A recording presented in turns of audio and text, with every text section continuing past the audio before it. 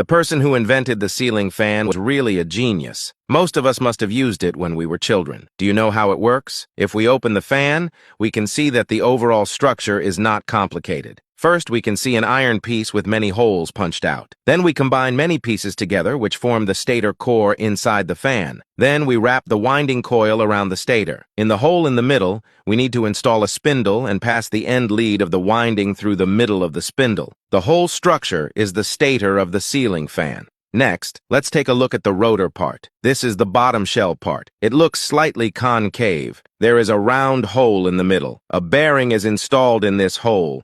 The upper shell part has the same shape as the bottom shell, and there is also a bearing in the hole in the middle.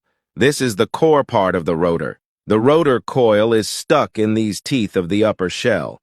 Next, we need to assemble the upper shell and the bottom shell to make it a complete rotor. Don't forget to put the mirror in. We use the fixing screws to fasten them together so that the ceiling fan head is assembled, but this alone can't work. To make the ceiling fan work smoothly, we install this capacitor on the main shaft, and then we install the fan blades on it. The ceiling fan is now assembled. How does it work? It's actually very simple. First, the electric coil we just assembled will generate a magnetic field after being energized. When combined with the rotor, a magnetic motor is formed to generate rotational torque through electromagnetic induction, and then drive the fan blades to rotate. Did you notice that there is a capacitor on the ceiling fan, and what is its function? I believe you must have encountered such a situation. When the fan is turned on, the fan speed becomes slower and slower or even stops. In this case, the capacitor is most likely defective. After replacing the capacitor, it will restore the normal function of the fan. The capacitor in the ceiling fan mainly helps the motor start and operate. This is because the starting energy required by the motor is higher than the electric energy required for its own operation. When the fan starts,